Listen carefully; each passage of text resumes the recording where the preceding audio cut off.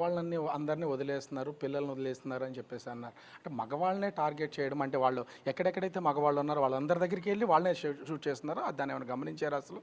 అంటే మేము అది పూర్తిగా గమనించలేదు, కానీ అక్కడ తర్వాత తెలిసింది అంటే ఆ మగవాళ్ళకి ఆర్గేస్తున్నారు, ఆడవాళ్ళని వదిలిస్తున్నారు. మీరు ఎందుకు వాళ్ళు కొంతమంది అయితే మమ్మల్ని చంపేయండి, నా భర్తని చంపేసి నాకు నన్ను ఎందుకు చంపలేదు అంటే మేము ఆడవాళ్ళని పిల్లల్ని చంపము, మేము మీకు చేస్తే మేము తిరిగి మా మీద మీరు వీడియోలు తీసి మా దుష్ప్రచారం చేస్తారు కాబట్టి మేము చేస్తాము, వెళ్ళి మీరు మీ మోడీకి చెప్పుకోండి అని వాళ్ళు చెప్పి కాల్చారని మాతో పాటు మిగిలిన ప్రత్యక్ష సాక్షులు ఉన్నారు. కదండి బయట ఓపెన్ ప్లేస్లో మమ్మల్ని అందరినీ బాధితులందరినీ అక్కడ పెట్టారండి. అక్కడ ఒక్కొక్కరు వాళ్ళ బాధ చెప్తూ ఉంటే మాకు ఇవన్నీ జరిగాయి, వాళ్ళు ఇలా మాట్లాడారు ఇలా అన్నారని మాకు తెలిసిందండి. లేకపోతే మాకు తెలియదు. మేమైతే వాళ్ళ మాటలు కానీ అవేమీ మేము వెళ్ళలేదండి. మౌలి గారిని కూర్చో అన్నమాట మాకు తెలుసండి. మౌలి గారు వాళ్ళకి దొరికిపోవడం మీకు కనిపించిందండి. మాకు అక్కడ వచ్చేసాడు. మాకు ఒక్క చెట్టు పక్కన అంటే అది ఎంత దూరం లేదండి, 10 అడుగుల దూరం అండి. 10 అడుగుల దూరంలో మౌలి గారికి సిట్ అన్నాడండి. అన్నాక ఆ తర్వాత నేను మరి భయంకి నేను మరి వెళ్ళలేకపోయాను. నేను ఇలా చెట్టు వైపు తిరిగిపోయాను. అంటే వాడు ఇంకా అక్కడ మౌలి గారు అయిపోయినట్టు ఇంక మేమే కదా, ఇంకొచ్చేస్తాడని మాకు అప్పుడు ఆడవాళ్ళని విడిచిపెడతాడు, మగవాళ్ళని షూట్ చేస్తాడు మాకు తెలియదు కదండి. ఇంక దొరికిపోయింది దేవుడా అని ఇంక ఇలా దండం పెట్టుకున్నామండి. అంటే మౌలి గారుని కూర్చోమన్న తర్వాత ఎంతసేపటికి అంటే కాల్ చేయడం గమనించారు? సెకండే 1 సెకండ్ అండి. బయట అన్నాడు అంతే, ఒక్క మాట అనేసి అంతే షూట్ చేశాడండి. మరి ఇంక అసలు అక్కడ ఇంక టైం ఏమి ఇవ్వలేదండి ఎవరికి. అది కూడా ఒక గన్కి 2-3 షూట్ చేశాడండి వాడు, బుల్లెట్స్ విడిచిపెట్టాడు వాడు. దానికి కూడా మౌలి గారికి సంబంధించా లేకపోతే మామూలుగా అలా కంటిన్యూ కాలుస్తూనే ఉన్నారు ఇంకా అనమాట. వాళ్ళ స్పీడ్ అలా ఉందండి, అంత దీనిగా వాడు. అంటే ఇంక నాకు ఆ చప్పుడు వినబడి అలా ఉండిపోయాను. ఆవిడైతే మాత్రం కొంచెం వంగొని చూశారటండి. చంద్రమోహన్ ఇంకొక ఆయన భార్య ఆవిడ కొంచెం వంగున్నారు. ఆడేమో మా వైపు చూశాడు, ఇద్దరే ఆడవాళ్ళు ఉన్నారు అనుకున్నాడేమో, మరి ఆడెందుకు ఇటువైపు రాకుండా వెనక్కి వెళ్ళాడు. మీతో పాటు ఇప్పుడు శశి గారు ఉన్నారని చెప్తున్నారు, వాళ్ళ హస్బెండ్ కూడా మీతో మీరు ఆడవారు మాత్రం మీ ఇద్దరు మాత్రమే ఉన్నాము అక్కడ అండి. ఈ చంద్రమౌళి గారి భార్య కూడా వేరే దగ్గర ఉన్నారు, ఇంకొంచెం దూరాన్ని ఉన్నారు. అంతకంటే దూరాన్న శశి గారి హస్బెండ్ అప్పన్న గారు ఉన్నారండి. తర్వాత ఏమో ఈయన ఇంకొంచెం దూరంలో ఉన్నారండి. ఈ మగవాళ్ళిద్దరు కొంచెం దూరంగా ఉండడం మా అదృష్టం అండి. ఎంత మీరు కూర్చున్నటువంటి సమయంలో కూడా అంటే వెళ్ళారు కదా, ఎంతమంది పబ్లిక్ ఉన్నారు మీలాగా టూరిస్టులు వచ్చినటువంటి వాళ్ళు? ఒక 400 నుంచి 500 మంది ఉన్నారండి. ఇంకా కంటిన్యూస్గా గుర్రాల మీద వస్తూనే ఉన్నారండి. గుర్రాల మీద వస్తున్నారు, గుర్రాల నుంచి దిగుతూనే ఉన్నారు. 400-500 పీపుల్ ఉన్నారండి. అక్కడ ఆడుకుంటున్నారు పిల్లలు, చాలా అక్కడ ఏదో జిప్ లైనర్ ఉంది, ఒక బెలూన్స్తో ఏదో గేమ్ ఉంది, ఏమన్నా ఆడుతున్నారు. సో మేము ఇక్కడ టాయిలెట్స్కి వెళ్ళి అయిపోయినాక మేము అక్కడికి వెళ్దాం మా ప్రోగ్రామ్ మధ్యలో. నేనేం చెప్పాలంటే అక్కడ ఆ సిచ్యువేషన్లో మీ టాయిలెట్స్ కనుక వెళ్ళకపోయినా, ఆ టాయిలెట్స్ అక్కడ అదే ప్లేస్లో అక్కడ లేకపోయినా కూడా ఖచ్చితంగా మీరు కూడా దొరికిపోయే అవకాశం, మేము కూడా దొరికిపోయే అవకాశం ఉందండి. ఇంకా అందులో ఇంకా మరి ఎటువంటి అనుమానం లేదు. మేము మృత్యుని దగ్గర నుంచి చూసామండి, అంతే, తప్పించుకున్నాం అంతే. భగవంతుడు మాకు అవకాశం ఇచ్చారండి, ఇంకొక జీవితం ప్రసాదించారు, మళ్ళీ జన్మేనండి మాకు ఇది మాత్రం. అమ్మో, ఇప్పుడు మాకు మౌలి గారిని లేరు అన్న తట్టుకోవడం మాకు చాలా బాధ అండి. మరి మణిగారిని ఎలా వాదార్చాలో కూడా మాకు అయితే అర్థం కావటం లేదు. మరి భగవంతుడు ఆవిడకి ధైర్యాన్ని ఇవ్వాలండి. ఆ పిల్లలు ఏమవుతారో తెలీదు, మాకు కూడా చాలా బాధ. పదే అడుగుతున్నామనేది కాదు, అంటే అంత విచక్షణ రహితంగా మీరు ప్రత్యక్షంగా చూశారు కాబట్టి తెలియాలి కూడా. ప్రభుత్వాలైనా సరే ఏదైనా చర్యలు చేపట్టాలన్నా ఇది తెలిస్తేనే ఖచ్చితంగా నిర్ణయాలు తీసుకోవడం. అంటే వచ్చినటువంటి వాళ్ళు మూకుమ్మడిగా ఒకేసారి వేరు ప్లేసెస్ నుంచి వచ్చారు. అసలు అన్ని వైపుల నుంచి గన్ షాట్స్ ఏమైనా వినపడుతున్నాయా? అన్ని వైపుల నుంచి రాలేదండి. చెట్లు చాటు నుంచి ఒకవైపు దట్టంగా ఉన్న చెట్ల నుంచే వస్తున్నట్టు కనపడుతుంది. అందుకు అటు నుంచే ముందు మాకు గన్ షాట్స్ వినబడినాయి. సో ఆ చెట్ల చాట్ల నుంచే వాళ్ళు వచ్చారు. వాళ్ళు లోపల మాకు ఓపెన్ ప్లేస్ చాలా ఉన్నా కూడా పొదలు మాత్రం ఎక్కువ ఉన్న ప్లేస్లో నుంచి రావడం. పెద్ద చెట్లు అండి, పైన తీసి పెద్ద చెట్లు, ఆ చెట్లు లోపల నుంచి వాళ్ళు ఇటు వచ్చారు, ఈ గ్రౌండ్లోకి వస్తున్నారు అన్నమాట. ఎందుకంటే అక్కడి నుంచి మాకు షార్ట్స్ వినబడుతూ వస్తున్నాయి. సో వాళ్ళు అక్కడి నుంచి మూకుమ్మడిగా రాలేదండి, స్ప్రెడ్ అయ్యి వచ్చింది. ఎందుకంటే నేను ఇద్దరిని చూడగలిగాను, ఆ తర్వాత వీళ్ళు ఒకరినే చూశారు కాబట్టి 2-3 చూసాం. మరి వాళ్ళు ఎంతమంది వచ్చారో తెలియలేదు. ఇంకా మేము ఇక్కడ టాయిలెట్ చాటు దాక్కుని మళ్ళీ అప్పుడు పరిగెత్తి మరి పారిపోతున్నాం కాబట్టి ప్రాణభయంతో మీరు అంటే ఆ ఫెన్సింగ్ని దాటి కింద నుంచి కనుక దూరి వెళ్ళలేకపోతే ఖచ్చితంగా ఎంతమంది మగవాళ్ళు ఆ లోపల ఉంటే అందరినీ చంపేస్తారా? అందరిని మా దగ్గరికి వచ్చేసాడు కాబట్టి అక్కడ ఉన్న మా మగవాళ్ళందరినీ చంపేసి, మాతో పాటు ఇంకొక 5-6 ఫ్యామిలీస్ ఉన్నాయి, మా మగవాళ్ళందరినీ మాత్రం చంపేసి ఉండేవాడండి. అంతే, అది మాత్రం వాస్తవం. అంటే వాళ్ళ టార్గెట్ కూడా ఖచ్చితంగా ఎంతమంది మగవాళ్ళు ఉంటే, అంటే కొన్ని కూడా వినపడుతున్నాయి అంటే తర్వాత మాట్లాడుకున్నారు, చాలామంది మాట్లాడారని చెప్తున్నారు కదా, పేర్లు అడిగారు, హిందువా ముస్లిమా అడిగారు, అడిగి కూడా చంపారనేది కొంత జరుగుతుంది. దీంట్లో అసలు ఏంటి అసలు? అది వాస్తవం మరి మాకు తెలియదండి. కానీ వెంటనే నాకు తోచింది ఏంటంటే మేము ఆడవాళ్ళకి, మాతో ఉన్న ఆడవాళ్ళకి, మణిగారికి, నా వారికి మీరు వెంటనే బొట్లు చెరిపేయండి అని చెప్పి వీళ్ళకి బొట్లు చెరిపేయమని చెప్పానండి నేను. అంటే నాకు అనిపించింది బొట్లు చెరిపేసి వీళ్ళు దేవుడు హరే రామ హరే కృష్ణ అంటున్నారు, మీరు అలా అనొద్దు, అల్లాహు అక్బరు అల్లా అనుకుంటూ దిగండి అని చెప్పాం. ఎందుకంటే ఎవరు ఎటు నుంచి వస్తున్నారో తెలియదు, ఎవరు తెలియదు కాబట్టి అల్లాహు అక్బర్ అనుకుంటూనే మేము ఆ కొండల ఆ వాగులోని రాళ్ళ మధ్య గొట్టల మధ్య నుంచి దిగుతూ వచ్చామండి. ఆ దారి అసలు దారి లేదండి, కేవలం గుర్రాలు నడిచే దారి మాత్రమే ఉంది. ఇన్సిడెంట్ జరిగిన తర్వాత వెళ్ళేటప్పుడు కూడా అదే దారి అండి, రాళ్ళు తేలిన ఆ వాగులోంచి గుర్రాల మీద మేము మీదకి ఎక్కామండి. సో అదే దారిలోంచి మేము రావాలి, ఎందుకంటే అటు రెండు వైపులా కొండ వాళ్ళ మీద నడవలేకపోతున్నాం, జారిపోతున్నాం. అందువల్ల వాగులోని రాళ్ళు తేరి ఉన్న రాళ్ళ మధ్యలోంచి నడుచుకుంటూ రావాల్సి వచ్చింది. శశిధర్ గారు ఒకటి చెప్పారు, బొట్టు చెరిపేసుకోండి హరే రామ అని అంటే సహజంగా మనకి ఏదైనా ప్రమాదం వచ్చినప్పుడు భగవంతుని వేడుకుంటాం, మనం నమ్మే భగవంతుని. నిజంగా మీరు ఆ సమయంలో బొట్టు తీసేశారా? తీసానండి, నేను చెప్పింది ఫస్ట్ తీసి అన్నారు. అంటే ఇంకా నాకు అసలు నోట్లోంచి మాట రావటం, అంటే నామస్మరణ అలాగా ఉచ్చారణ చేస్తున్నాను, కానీ అలా అనేటప్పుడు కూడా నాకు ఇంకా మరి అసలు తోచలేదు, ఈయనకి ఎలా తోస్తున్నాదో, ఈయన ఎలా ఆలోచిస్తున్నారా అని నాకు చాలా దీనికి అనిపించింది. మరి తప్పదు, ప్రాణాలతో ఉండాలి అంటే మనం కొన్ని చేయక తప్పదు. ముగ్గురితోని వెంటనే బొట్టు తీపించేసారు, తల్లో పాపట్లు పెట్టుకుంది కూడా తుడిపించేశారు. నీళ్ళు పోసుకున్నాను, అక్కడ అంత బురద వాగు కదండి, ఇలా కొట్టేసుకున్నాం అనమాట మొహానికి. ఈ సంఘటనలు మీరు చెప్తుంటేనే ఇట్లా ఉంది, ప్రత్యక్షంగా అనుభవించిన వాళ్ళు అనే దానికి మరి ఇంకా గుండె దాడ కాళ్ళు వరకు మాకు ఇప్పటికీ తగ్గలేదు సార్. ఇది చాలా భయంకరంగా ఉందండి అది. అని ఏంటంటే ఇప్పుడు ఈ మన సంబంధించి కూడా మన సాంప్రదాయం ప్రకారం కూడా బొట్టుని ఎట్టి పరిస్థితుల్లో ఇంట్లో వాళ్ళు కూడా తిడతారు ఏదైనా తీసేసినా కూడా. కానీ అట్లాంటిది మిమ్మల్ని బొట్టు చేరిపోయండి ప్రాణాలు కాపాడుకోవడానికి. ఇప్పుడు ఖచ్చితంగా మగవాళ్ళు కనపడితే ఇక శాశ్వతంగా బొట్టు లేకుండానే చేసి అయిపోతుంది కదండి. దాని బదులు ఒక్క నిమిషం బొట్టు తీయటంలో మనకేమీ ఇది లేదు, అందుకని మరి బొట్టు తీసి నడిచామండి.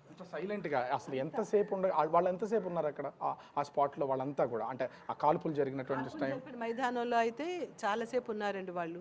మా వైపు వచ్చింది మాత్రం ఒక్కడేనండి. ఆ ఒక్కడు మళ్ళీ మైదానంలోకి వెళ్ళిపోయాడండి. అదృష్టవశాత్తు మళ్ళీ ఆడు మమ్మల్ని వెంబడించకుండా ఆడు వెనక్కి వెళ్ళిపోయాడండి.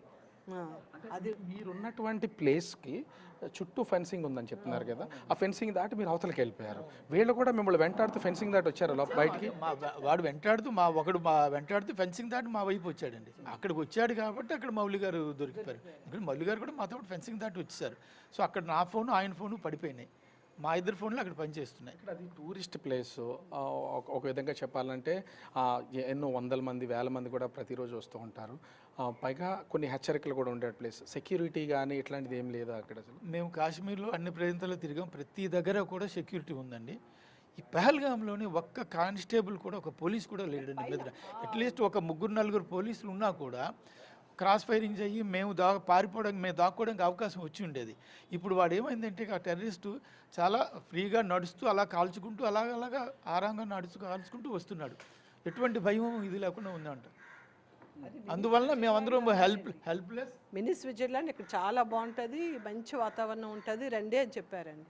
అంటే అక్కడ ఇంతకుముందు ఏం జరగలేదని పోలీసులు మరి అలర్ట్గా లేరు, ఏం జరిగిందో తెలీదు. అక్కడ ఒక్క దగ్గరే మాకు పోలీసులు అయితే ఎవరు కనిపించలేదు.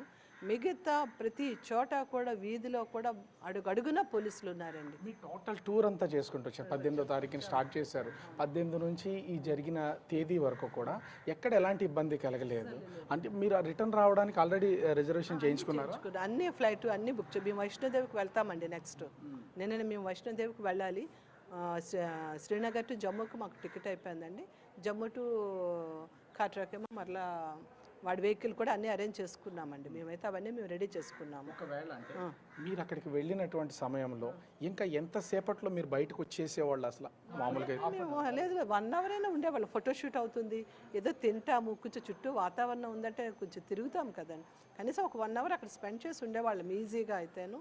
ఇంకా అసలు మాకు ఏ అవకాశం లేదండి. గుర్రం దిగటం మేము ఇంకా అబ్బాయి ఆగండి అమ్మా ఫోటో తీస్తానన్నా మేము ఇంకేం ఒక్క ఫోటో కూడా తీసుకోలేదు. వెంటనే అటు వెళ్ళిపోయాం. ఆ ఒక్క సెకండ్ మేము అటు వెళ్ళడం మా అదృష్టం అండి. భగవంతుడు మాకు ఆ నిమిషానికి ఎందుకు అటు పంపించారో మీకనే కాదు, భగవంతుడు మీ హస్బెండ్లో కూడా ఉండి క్షణానుగా బొట్టు చెరిపోయింది మిమ్మల్ని మీరు ఫస్ట్ అలర్ట్ అయింది ఆయనేనండి. ఆయన ఫస్ట్ చెప్పారు ఇక్కడ ఏదో డేంజరు ప్రమాదం ఉంది రండి అంటే పాప మౌలి గారును అప్పన్న గారు ఇంక వెంటనే దాన్ని రిసీవ్ చేసుకోలేదండి. లేదు ఏం లేదు ఏమవుతుందని వాళ్ళు ఇంక వెనక్కి చూస్తున్నారండి. అక్కడ ఏదో కలకలం అంతా అరుపులు కేకలు అన్నీ వినిపిస్తున్నాయి. ఇంక వెళ్ళిపోదాం ఇక్కడ వద్దు అంటే మాకు దారి కనిపించాడు. అటువైపు వెళ్ళడానికి అక్కడే వాళ్ళు ఎదురుగా ఉన్నారు. దారి అదేనండి, అటువైపు వెళ్ళడానికి లేదు. వెనక వైపు వెళ్దాము అంటే అక్కడ ఫెన్సింగ్ ఉంది. ఇంకా వాడు ఇప్పుడైతే బాత్రూముల వైపు రావడం ఒక మనిషి కనిపించింది అంటే ఈయన కనిపించిందని మేము భయంకి అంత క్లియర్గా ఇటువైపు చూడలేదు. ఇటు వచ్చేస్తున్నాడు, మనం ఇక్కడి నుంచి ఎలాగైనా పారిపోవాలని ఫస్ట్ ఫెన్సింగ్ కింద దూరిపోయారండి. ఆ వెనక ఒకరి తర్వాత ఒకళ్ళు బయటికి వచ్చాము. అంత అద్భుతమైన సుందరమైన ప్లేస్లో రక్తపాతాన్ని అంటే ఆహ్లాదంగా గడపడానికి వెళ్తూ ఉంటాం ఎవరైనా వచ్చినటువంటి వాళ్ళు. అంతమంది గుంపు కింద దాదాపుగా 500-600 మంది ఖాళీ ప్లేస్లో ఉన్నారు.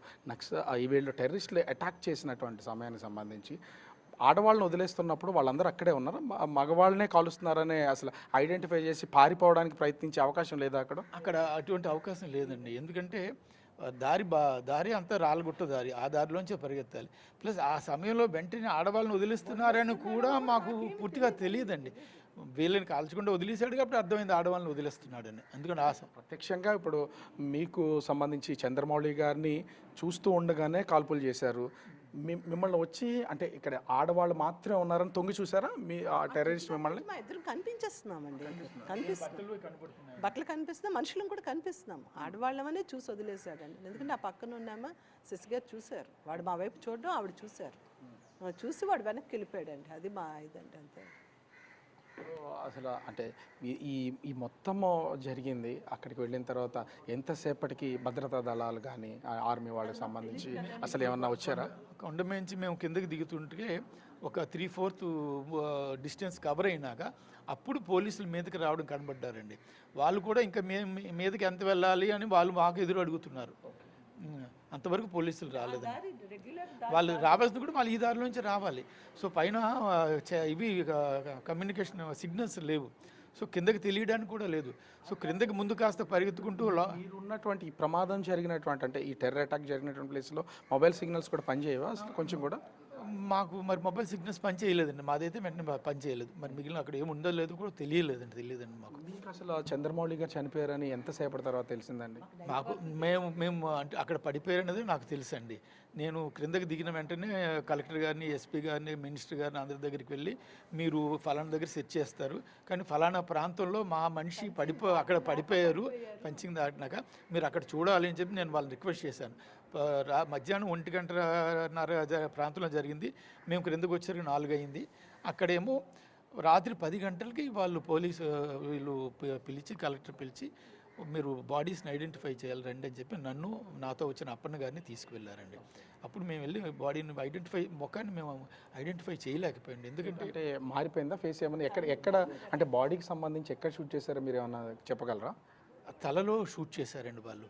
తలలో షూట్ చేయడం వల్ల ఏమైందంటే ముఖం షేప్ మారిపోయిందండి. దాంతో మేము వెంటనే పోల్చలేకపోయాం. ఆయన ఎర్ర కోటు వేసుకున్నారండి, ఆ కోట్ని బట్టి పోల్చామండి.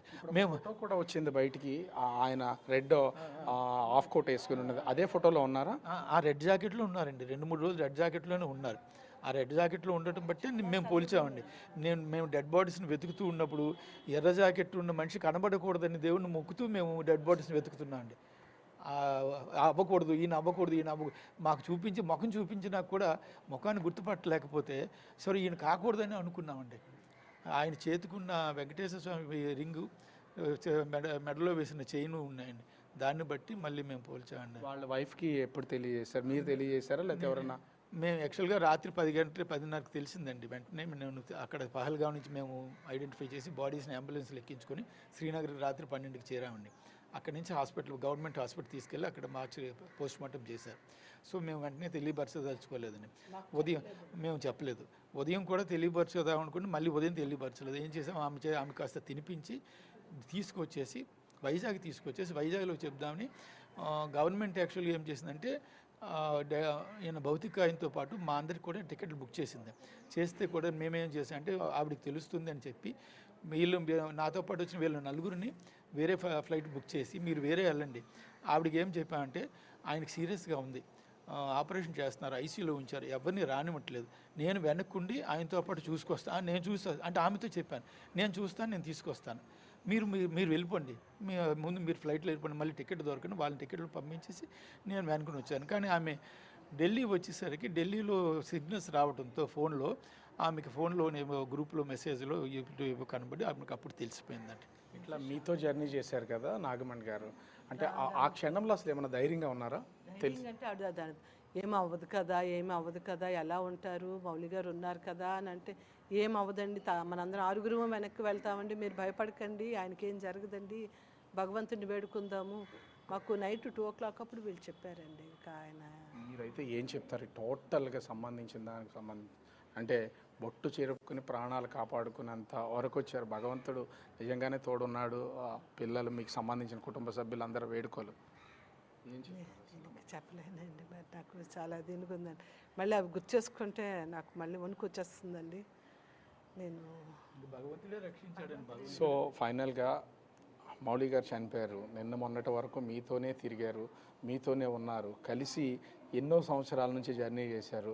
ఆ క్షణానికి సంబంధించి తలుచుకుంటే కూడా ఎవరైనా సరే, అంటే లైక్ స్నేహితులు అంటే కలిసి ఉన్నారు అంటే కుటుంబ సభ్యుల కంటే మీతోనే ఎక్కువగా స్పెండ్ చేసి ఉంటారు. ఆ చివరి క్షణాలను ఏమైనా చెప్పగలరా? మీతో వారు గడిపినటువంటి కానీ మీ జర్నీకి సంబంధించి కానీ. ఎందుకంటే మీతో మాట్లాడుతున్న కళ్ళల్లో నీళ్లు చూస్తుంటే బాధ మాకే అనిపిస్తుంది. చివరి వరకు ఆయనే యాక్చువల్గా టూర్ మొత్తం ప్లాన్ చేసింది ఆయనే.